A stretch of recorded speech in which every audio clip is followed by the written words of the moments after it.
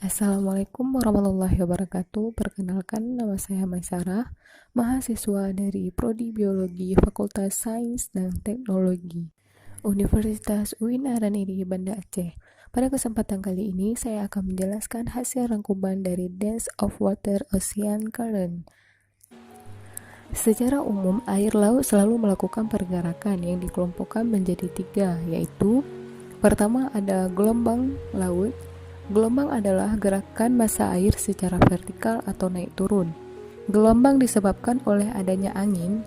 Angin di atas lautan akan memberikan energinya ke perairan, sehingga angin menyebabkan terjadinya gelombang. Selain adanya angin, gelombang juga disebabkan oleh gempa bumi, gaya gravitasi matahari atau bulan, lalu juga dapat berpotensi bahaya oleh akibat cuaca buruk, seperti badai. Badai yang terjadi karena akibat angin yang bertiup dengan kekuatan yang besar. Nah, karena angin bertiup dengan kekuatan yang besar, dapat mengakibatkan gelombang yang besar pula. Faktor lainnya itu juga bisa terjadi karena gangguan dari bawah permukaan air laut seperti tanah longsor, gempa bumi, gunung meletus, dan tsunami. Gelombang yang diakibatkan oleh angin merupakan salah satu dari sekian banyak gelombang yang terdapat di lautan. Gelombang yang diakibatkan oleh angin dibagi menjadi dua, yaitu alun dan ombak. Ombak ini merupakan gelombang yang diakibatkan oleh angin saat dia mati, sedangkan alun merupakan sistem gelombang laut yang telah meninggalkan area pembangkitan atau angin. Proses terjadinya gelombang itu ada beberapa faktor untuk membentuk yang namanya ukuran dan bentuk gelombang. Yang pertama itu ada kecepatan angin, di mana semakin kuat angin yang berhembus, maka akan semakin membesar energi yang ditimbulkan, sehingga akan semakin tinggi gelombangnya. Yang kedua ada panjang atau jarak hembusan angin, di mana semakin besar jarak atau hembusan angin, maka akan semakin tinggi gelombang yang ditimbulkannya pula. Yang ketiga ada waktu lama atau lamanya hembusan angin, di mana semakin lama angin tersebut berhembus, maka di area tersebut semakin tinggi juga gelombang yang akan ditimbulkan. Selanjutnya ada pasang surut air laut.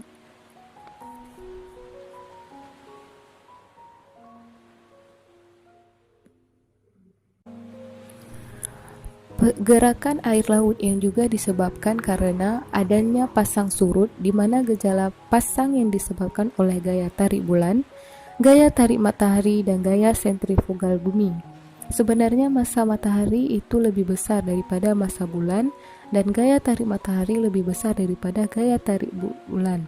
Tetapi karena jarak bumi ke matahari itu lebih jauh daripada jarak ke bulan, maka pasang surut itu disebabkan oleh gaya tarik bulan yang lebih besar daripada pengaruh matahari. Nah, karena gaya tarik bulan lebih kuat daripada matahari ke bumi, maka bagian bumi yang terdekat dengan bulan akan tertarik, sehingga permukaan air laut akan naik dan akan menimbulkan pasang. Sementara pada sisi yang tegak lurus terhadap poros bumi dan bulan, maka air akan bergerak ke samping sehingga menimbulkan terjadinya permukaan air laut yang surut. Cara pasang surut air yaitu perbedaan tinggi air pada saat pasang maksimum dengan tinggi air pada saat surut itu minimum. Rata-ratanya berkisaran antara 1-3 meter. Nah, perbedaan pasang naik dan pasang surut itu tidak sama di laut terbuka dengan laut yang banyak selat-selat atau pantai yang berteluk. Pada laut yang terbuka, perbedaannya hanya sekitar 1 meter. Sedangkan pada pantai berteluk di bermuara seperti sungai atau pada selat-selat yang sempit, perbedaannya itu bisa mencapai 10-18 meter. Selanjutnya ada arus. Pergerakan air laut juga terjadi karena adanya arus, di mana arus merupakan perpindahan massa air laut secara horizontal atau mendatar. Nah, faktor-faktor yang mempengaruhi adanya arus itu yang pertama, karena adanya angin, di mana arus itu disebabkan oleh tiupan angin. Karena rotasi bumi dan bentuk bumi yang bulat, sehingga arah arus itu biasanya menyimpang ke arah kanan untuk sebelah bumi utara dan ke kiri untuk belahan bumi selatan. Nah, arah arus itu membentuk sudut 45 derajat dengan arah angin yang mendorongnya. Seperti arus ekuator utara yang arahnya ke timur barat akibat dorongan angin pasat timur laut, dan juga arus ekuator selatan akibat tiupan angin pasat tenggara. Faktor kedua yang mempengaruhi arus itu adalah karena adanya nivyu atau tinggi rendahnya permukaan air laut.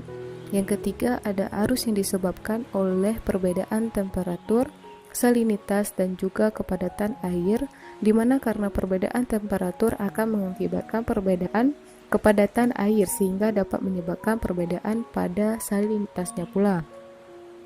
Kemudian selain menyebabkan terjadinya arus, air yang lebih padat dan besar salinitasnya akan turun dan mengalir di bagian bawah sebagai air bawah. Sebaliknya, air yang ringan dan kurang padat akan muncul dan bergerak di bagian permukaan sebagai arus permukaan. Arus juga dibagi menjadi dua jenis, yaitu arus permukaan dan arus dalam. Arus permukaan di mana arus yang terjadi di beberapa ratus meter dari permukaan dengan arah gerakan horizontal, serta dipengaruhinya oleh pola sebaran angin atau arus permukaan itu terletak atas 400 meter lautan, sekitar 10% dari seluruh air di lautan.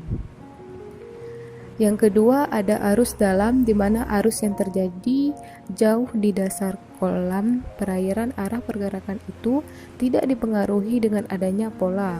Sebaliknya, angin serta membawa massa air dari daerah kutub ke daerah ekuator.